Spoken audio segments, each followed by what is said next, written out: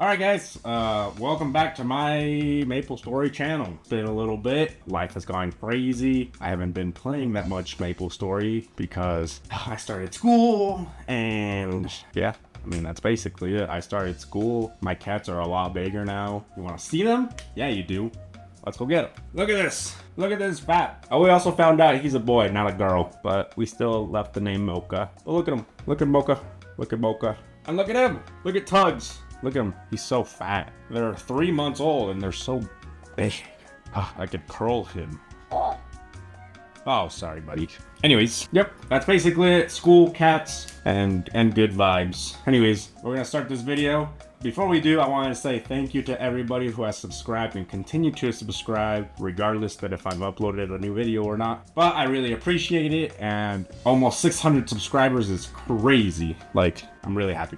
Like every day, I still reply to the comments on all the videos and whatnot, so I'm really happy that we've reached this goal. It's been a dream of mine, so thank you very much to everybody. Yeah, that's basically it. Let's get right into the video. Alright guys, before we get started, I just wanted to mention this guide is just for everybody across the board. I will not be focusing on one class type, so if you want to focus on your specific class, down below in the description I have linked a list of all the discords for your specific class. So if you want to go and join and focus on your specific class in general, I do recommend going to your class's Discord and just following their guides. A lot of them are very detailed and well written, so that's that. All right, let's get started. All right, the first thing that we're going to talk about is understanding your class. Each class has a specific stat type and an attack type. For example, warriors will really benefit from strength and attack. On the other hand, mages use int and magic attack. Bowman uses dex and normal attack. Thieves use luck and attack. And pirates that use gun use dex and attack. And pirates that use cannons or knuckles use strength and attack. There are some exceptions for two classes, and that's Xenon and Demon Avenger. Xenon benefits from all stats. Basically, he benefits from strength, luck, and dex. And he benefits from attack. While on the other hand, Demon Avenger benefits from HP and attack. Alright, now let's start off with the most basic thing to getting stronger, and that's leveling up your character. Upon leveling up your character, you'll gain 5 stat points. To apply those stat points, you'll need to press S on your keyboard to bring up your stats. Once you're there should be an auto assign button. Go ahead and click on that and press OK, and it should assign all the stats that you need. Also, when you level up, you'll be given 3 skill points. To open up your skill window, go ahead and press K on your keyboard. These skill points are used to make your attack stronger and your buffs to give you more damage overall. Now let's talk about equips. When you kill monsters, you'll start to notice that sometimes they have a chance to drop equips. This is how you're going to get most of your equips until level 140. Just make sure when you equip things that give you more damage, which will be indicated with the plus sign along with white numbers. Equips that don't help you are going to be indicated by a minus sign with red numbers. And once you hit level 140, killing mobs above that level range will start to drop Penslar gear. This gear will be the last gear that will drop for you. To get better gear above 140, there are other ways to do that, which we'll talk later in the video. Now, there are some quest lines that give you good items that you can keep for quite a while you advance to higher levels. They're good placeholders for the time being, and doing these quest lines give really good experience while completing them. To be able to access these quest lines, you will first need to be level 30. And to start these quest lines, you can start them with the light bulb on the left side of your screen, or you can use your Maple guide to go there automatically. My personal favorite quest lines to do at level 30 is Fairy Academy and Golden Beach. They both give great experience when completing them, and they give really good items while you're leveling up. The other quest lines that you should be doing will be located in the Dimensional Mirror in town. The one I really recommend to do is the Afterlands quest line. Completing this quest line will give you totems, which are really hard to come by in the future, making this quest a must-do for your future progression. Another quest line you can do is Mushroom Shrine. Completing this will give you a cape item, which has really good stats for the time being. And one of my personal favorite is the New Leaf City questline. It's very fast and simple, and once you complete the NLC questline, you're given 1 coin, which you're able to exchange for a ring, which are really hard to come by. Now the last and most important way to get better equipment is by killing bosses. At level 100 and up, you'll be given access to bosses. Bosses are going to be your number one way to get better equips to further progress in your MapleStory adventure. The reason why boss equips are so important to get is because not only do they give you a really big damage increase, but they're also part of a bossing set, which we'll talk about in a little bit. They will give you a really big damage increase, and it's just super important to do this. Now let's talk about set pieces. Hovering over your item will display the item itself alongside the set bonus that you get when equipping certain pieces. Most of the items in the game have a set bonus. Equipping 2 or more set pieces will give you additional stats on top of the stats it's already giving you even more damage overall. And that's why it's very important to get these items and equipping them. Alright, let's talk about potential. Items that have potential have additional stats on top of the stats that it already has. Items when dropped by monsters might have potential, and you'll be able to tell by the aura when the item is on the floor. When you pick them up, you'll also be able to tell if the item has potential. If you go to your inventory, you'll see a red/pink border around it. Hovering over the item as well, you'll be able to see what rank the potential is. To reveal the potential on your item, you'll need to go to your inventory, and on the bottom, you'll see a magnifying glass. Go ahead and click that, then go and click on the item that has potential. Do keep in mind that revealing potential does cost mesos. The higher level of the item, the more mesos it'll cost to reveal the potential. Alright, let's talk about Rebirth flames and bonus stats. Items when dropped can have bonus stats, which are indicated by being green. You can tell by hovering over the item and checking the stats, and any stats in green are considered bonus stats. Just like potential, you are able to re-roll these stats, but it's not recommended to do on temporary items. To re-roll the bonus stats, you will need to use Rebirth flames, and hope you get good stats. Now let's talk about scrolling.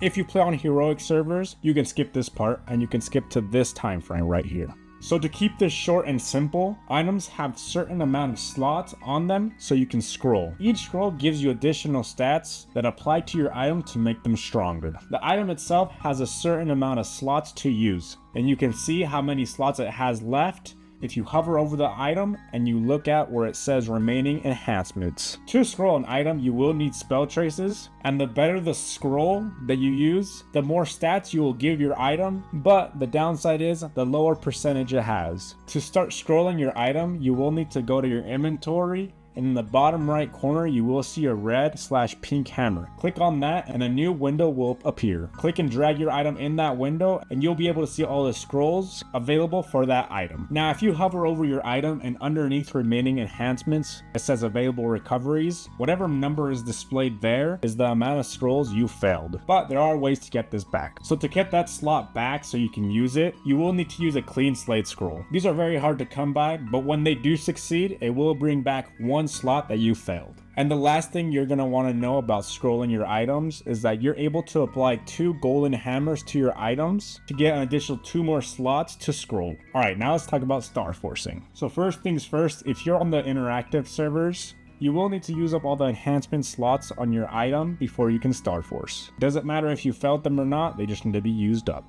Hovering over your item, looking at the very top, you'll see that it has grayed out stars. This is called Starforcing. To Starforce your equipment, you will need to go to your inventory and again click on that red pinkish hammer.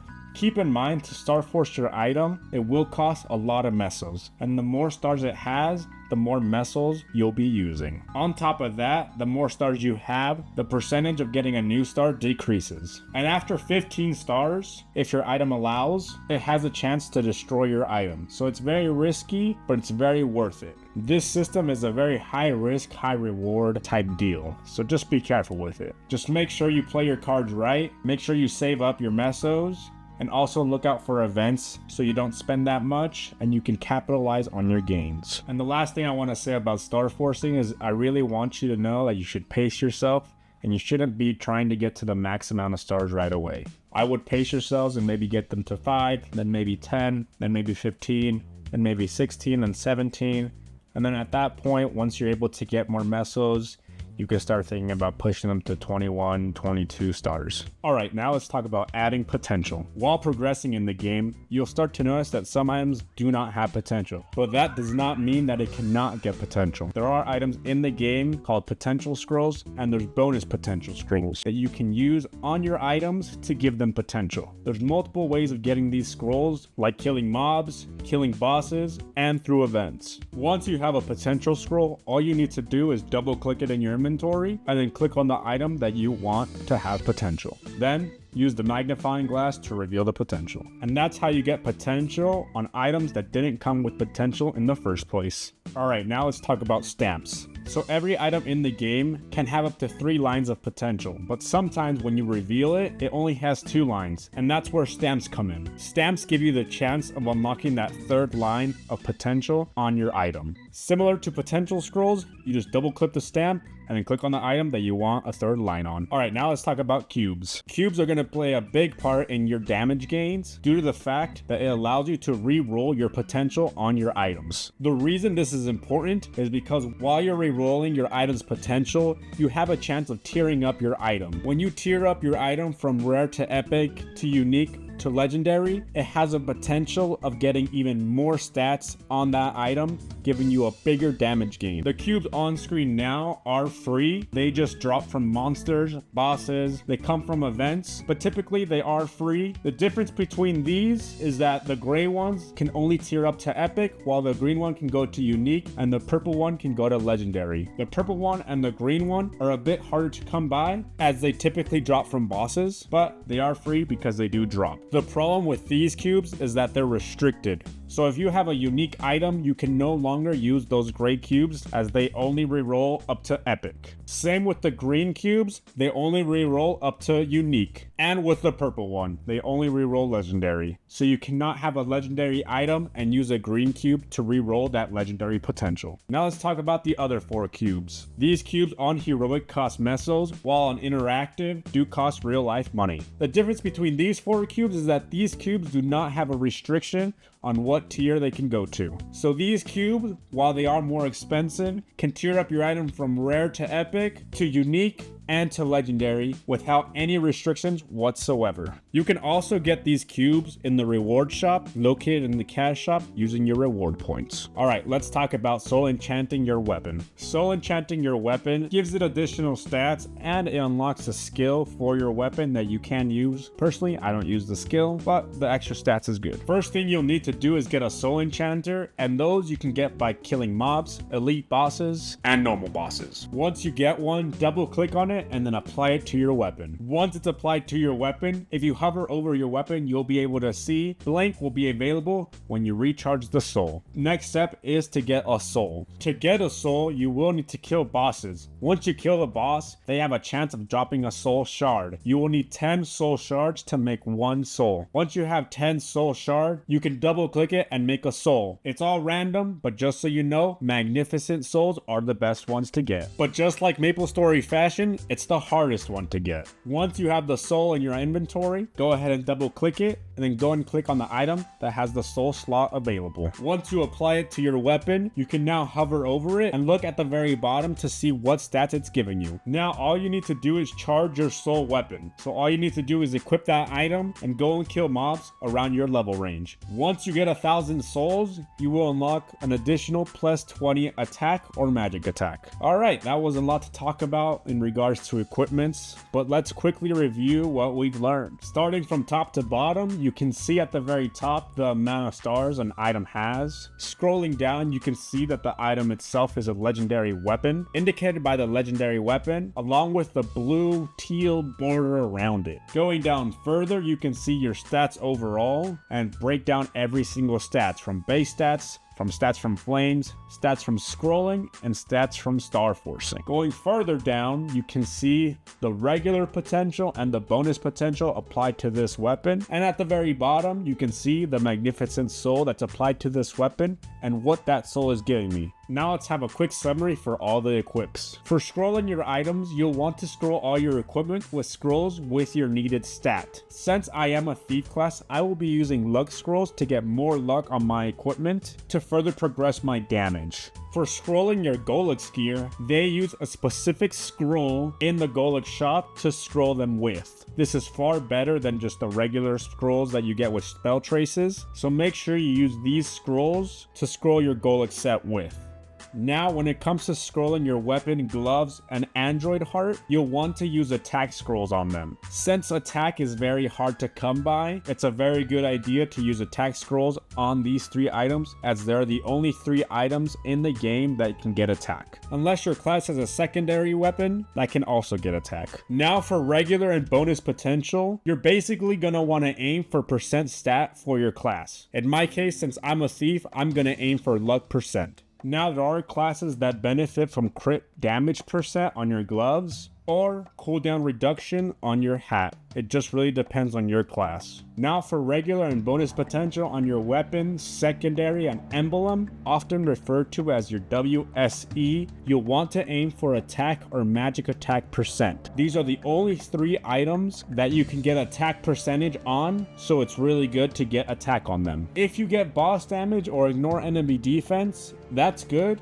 but the main goal is attack or magic attack, depending on your class. Now, when it comes to flaming your items or your bonus stats, what you want to aim for is all stat percentage and or your main stat. It's very tricky to get both, but if you can, great. If not, one is better than none. Now, when it comes to flaming or bonus stats on your weapon, you'll want to aim for attack or magic attack, boss damage, main stat, or damage percentage. Personally, for me, I would aim for attack and boss damage, but the more the merrier. Now for Starforcing, you're going to want to Starforce all your items that can be Starforced. Just remember what I said earlier, just pace yourself, don't go crazy. This costs a lot of money. Now, the last couple of items that are just miscellaneous things, they don't really fall into any category because when it comes to upgrading, you cannot upgrade these items. Also keep in mind, the pink bean cup can come with bonus stats, but you cannot re-roll it or give it stats. So pray to RNG that you get a good cup. All right, we're almost halfway done. You know, if you made it this far, subscribe, comment, tell me what you've learned so far. Was it confusing? Let me know. All right, let's get back to it. All right, now we're going to talk about leveling other character types. The reason why it's so important to level up other characters is that not only are you going to get more damage for yourself on your main character, but you're also going to be able to get more damage with all your characters within the same world. For example, if you level up an Explorer class all the way to level 200, all your characters are going to receive a Blessing of the Fairy buff, which gives you 20 attack and 20 magic attack. Similar to that, if you level up a Cygnus Knight to level 200, you will also receive Empress Blessing. Also, they do not stack with each other, so you can have either or, and a higher level skill will automatically be applied to your character. Do keep in mind, Empress Blessing is a lot better than Blessing of the Fairy, just because you can get Empress Blessing to level 30, giving you 30 attack and 30 magic attack. All you need to do is get to level 150 with a Cygnus Knight, and then with your light bulb on the left side of your screen, go ahead and click that, and you're gonna need to complete the quest line, The Mind of a Knight. You'll do this 6 times, and once completed, your Empress's Blessing will be level 30. On screen now, you can see how easy it is. Very simple, and it's a free extra 6 attack. Now we'll talk about link skills. Link skills play a very big part in your damage gains. Every character in the game has some sort of link skill that will either boost your damage, boost your boss damage, give you more damage overall, or even help leveling up characters. Link skills are unlocked once you reach certain levels on those characters. Level 70 is a level 1 link skill, level 120 is a level 2 link skill, and most characters, but some, have a level 3 link skill, and that's unlocked at level 210. To apply your link skill, go to your skill tab, and you have to go to Link Manager. From there, you can add all the link skills you want, up to 12. On screen now, you can see the effects of link skills. On the left side, you can see, without any link skills, I'm at 25 million damage range. After applying all my link skills, I'm sitting at 30 million. That's a 5 million increase. Now, I'll show you a little list that I made of all the characters and what link skills they provide. Do keep in mind, all the link skills displayed right now are maxed out at level 120 or level 210, depending on the link skill's max level.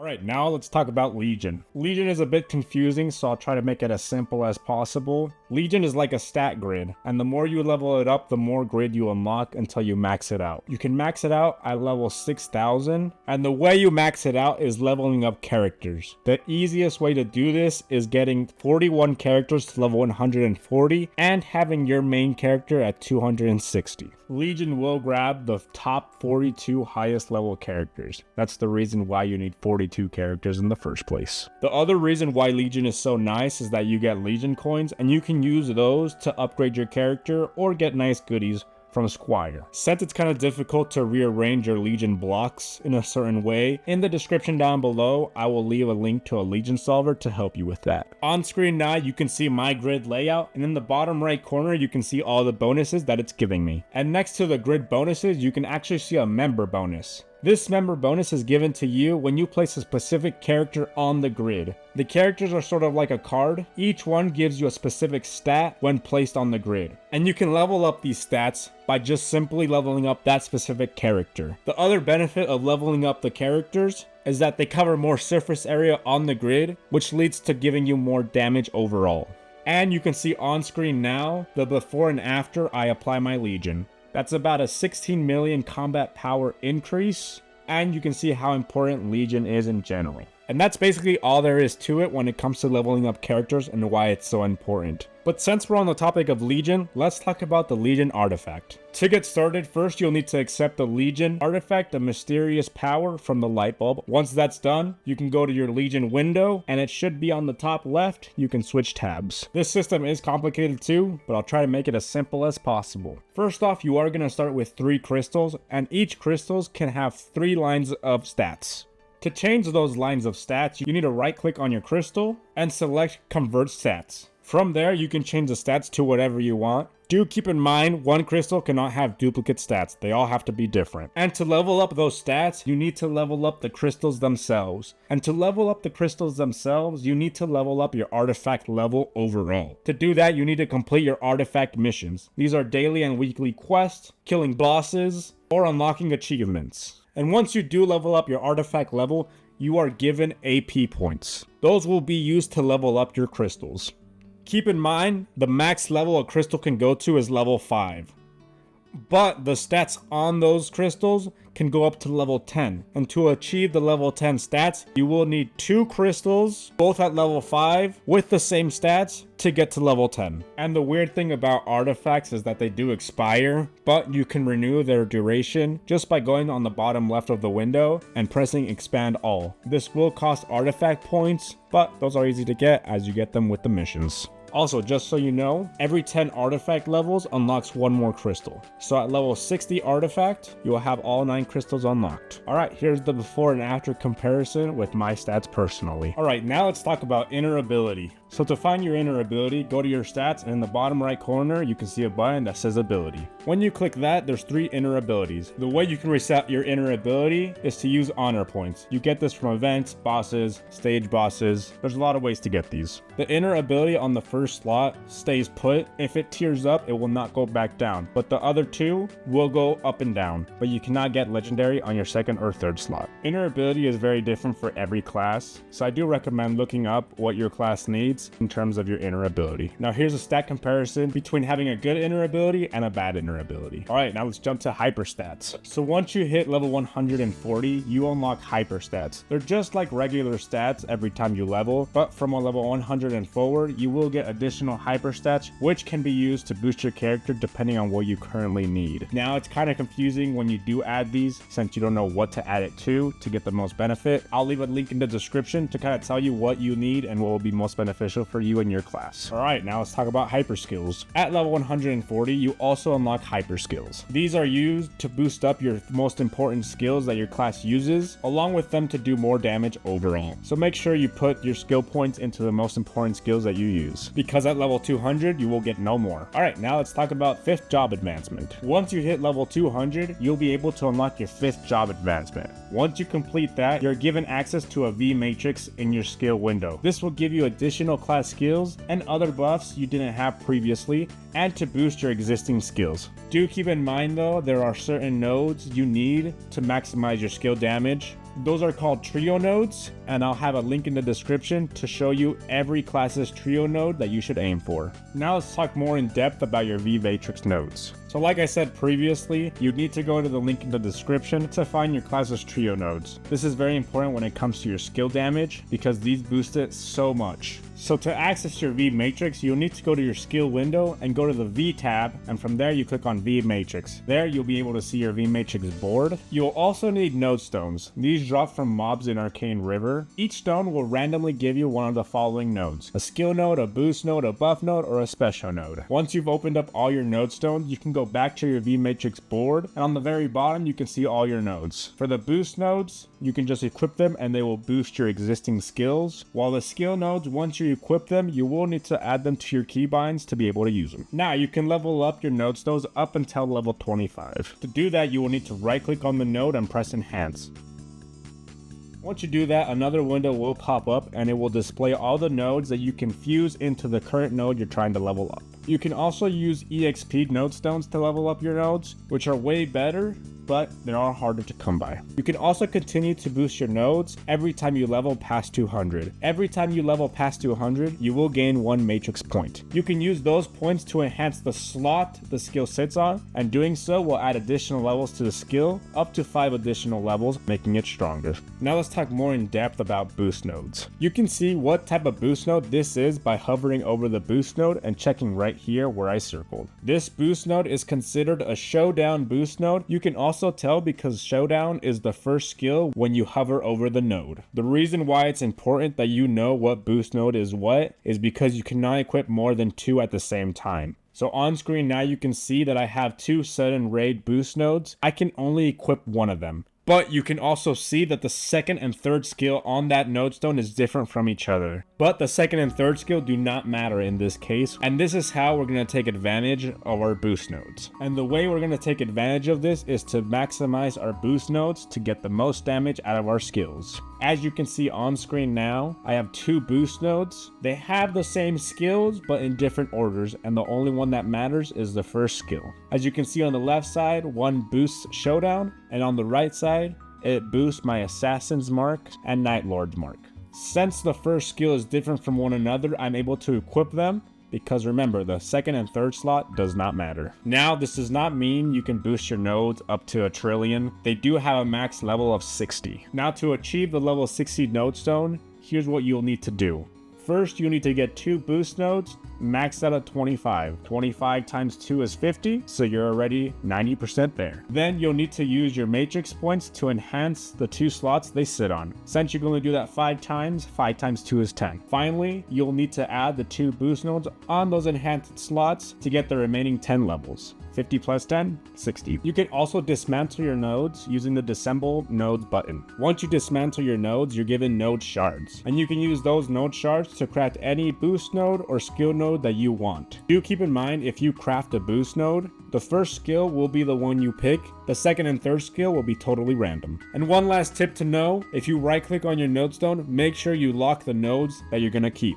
This is really important because if you accidentally dismantle the node stone you're working on, you have to start all over. Alright, now let's talk about joining a guild. Joining a guild can benefit you, not only with new friends and people to play with and talk to while you're playing this game by yourself, but guilds also have passive buffs and active buffs that you can use to get stronger. As you can see on screen now, all the skills that my guild currently has unlocked right now. You can see at the very bottom where it says applied effects, all the buffs and stats I'm getting for just being a part of the guild. Now let's talk about familiars. Familiars are a completely different system. I personally don't like the system. It takes too long to get familiars and combine them and all this nonsense, but they do provide a really big damage boost when you do dedicate your time to doing this. But familiars are just like items with potential. To get a familiar, you will need to kill mobs, and they have a chance of dropping a card-like item. Once you acquire the item, you can double click it to add it to your familiar inventory. Just keep in mind, having one is not gonna be enough, just so you know. To access your familiar inventory, you're gonna have to open up your equips and click on the item that looks like a robot cat on the bottom left. Now, if you go over to the collection tab, you can see all the familiars that you currently added yourself. In this tab as well, once you click on the familiar, you'll see a giant question mark. Click on that to reveal its potential.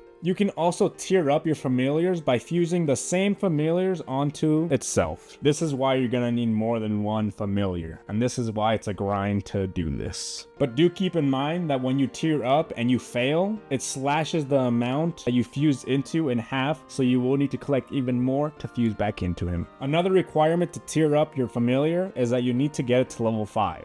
To do that, you will summon your familiar, and then you'll kill mobs around your level range to level him up. And every time you do tier him up, you will have to re-level him up to level 5 to do it again. But once you have him to level 5 and you fuse the required amount of familiars into one, you can go back to your familiar inventory, go to collection, click on fusion, click on the familiar, and in the bottom left corner, you'll see that you can rank up your familiar. Doing so will reset its potential, and obviously it will tier him up. On screen now, you can see all the information when it comes to tearing up your familiars. Now, to get a legendary familiar, you will need to be on the interactive servers, and you'll need to go to the cash shop to purchase a red familiar card. If you're on heroic server, this is currently not available. Now let's talk about familiar badges, which are a lot easier to get. So real quick, to get your second and third familiar slot, you will be required to get badges. Also, badges do provide a pretty good damage boost. It's not crazy, but it's really good. Anything counts. Now, to get your second familiar slot, you just need to unlock one badge. To get the third familiar slot, you will need to unlock 10 badges. In this example, we're gonna go and unlock the Holy Badge. As you can see, when I click on the Holy Badge, you can see the list of familiars I need to gather to be able to unlock the badge. Now, all we're gonna need to do is go to each monster that it lists and kill them until they drop their familiar card. This can go by super fast or super slow, depending on how lucky you are. If you have drop rate gear, go ahead and put that on so you have a higher chance of it dropping, but it will drop sooner or later, so just don't give up. We're just gonna let this play so you can see how I gather each card.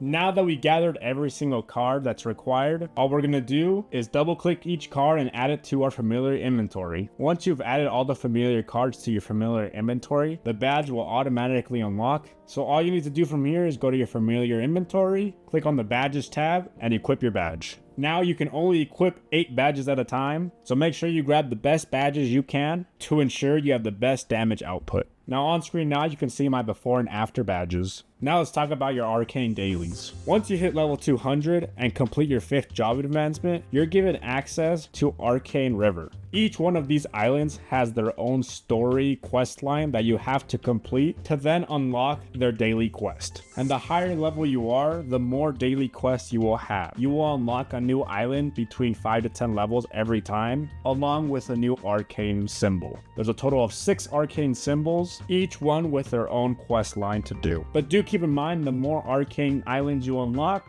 the previous islands require less amount of work on completing the daily quest. Other benefit of doing these daily quests is that they provide really good XP to level up. Even at level 260, I'm still doing these daily quests because it gives me about 5 to 10% at that level range. And obviously it's giving you more arcane symbols to use as fodder to level up the arcane symbols you have equipped, making them stronger. Now let's talk about your Grandis Dailies. These are exactly the same as the Arcane River Dailies, just these ones start at level 260. It's the exact same thing, so it doesn't need that much explanation, but they're there. They're a lot harder to get, and they're more annoying in my opinion, but they're there. And they're much more expensive to level up than arcane symbols, which is so nice if you're broke, like me.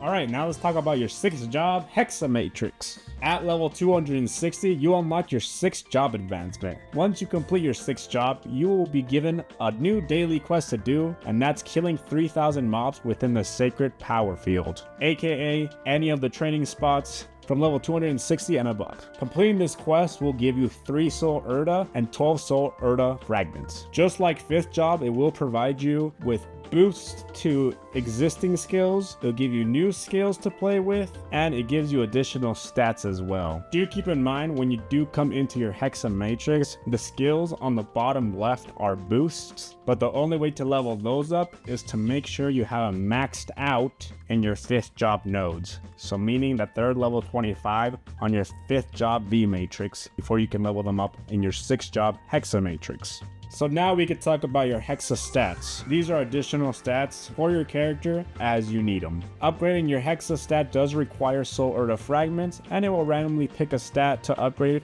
from the 3 that you pick. Once you max out your Hexa stat to level 20, you can save it and remake a new one to see if you get better stats. You can also move around the stats on your existing Hexa stat to your liking.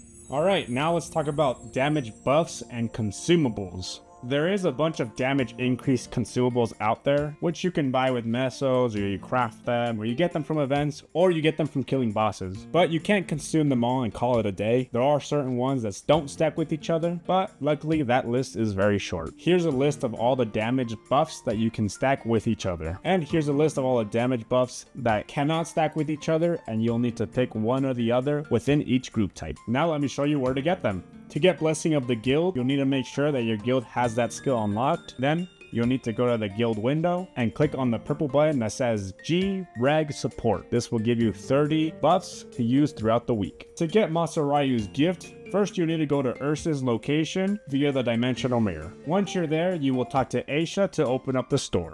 You are required to use Ursa's drops to purchase this item, so if you don't have any, go kill him real quick. To get Legion's Might, go over and talk to the Squire to open up his shop. He sells Legion's Might for Legion coins, and to get Legion coins, you get them from Legion itself. Now to get the Monster Park potions, all you need to do is go to Monster Park and complete the dungeons 2 times in a day. That should give you more than enough coins to buy a couple potions for your class. Keep in mind the red potion gives you attack, while the blue potion gives you magic attack. The green potion also gives you attack speed. Now to get the MVP superpower buff, you'll need to go to the cash shop, and once you're there, in the bottom left hand corner, you'll see that you are bronze tier by clicking on the claim button and then clicking on the gift pack. This does require you to spend money on MapleStory, so if you haven't, you can skip this one. Now to get the advanced potion X, you will first need to find the recipe for the stat that you need, which drops from a certain mob. So strength, int, luck, or dex. Once you have that, you are able to craft it if your crafting level is high enough. Now to get a candied apple, first you need to go to Showa Town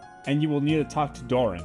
He sells candied apples for 10,000 mesos, and they give you +7 all stat for 30 minutes. To get the Fame Chair buff, you'll need to find someone sitting on their chair. That's for level 250, 275, and 300. The higher the level chair, the more stats you'll get. A lot of the time, the people that are sitting on these chairs are in the Zakum entrance on channel 1. To get Hero's Echo, I believe just for explorers, someone can correct me if I'm wrong, you'll need to go to Eldnath, and you'll need to go to the 8th floor in the Orbis Tower. Once you're there, you'll see a statue, go ahead and click on them, and complete the quest really quickly. Once you complete it, you'll get Hero's Echo, and there's other ways to get Hero's Echo. If you're not an explorer, you just have to look up how to get it, but every class should be able to get it. To get your house buff, all you need to do is go to your home, and if you don't have a home, complete the quest line to get it. From there, you need to talk to your caregiver, and they'll be able to provide you a buff. Do keep in mind, you can only do this once per day, so make sure you use it at the appropriate times. You can also level up these buffs if you go to your caregiver and talk to them every day. The VIP buff is only available during events. Usually they give them away, or you can use the currency for the event to buy more. These are very good, and they're very nice to have.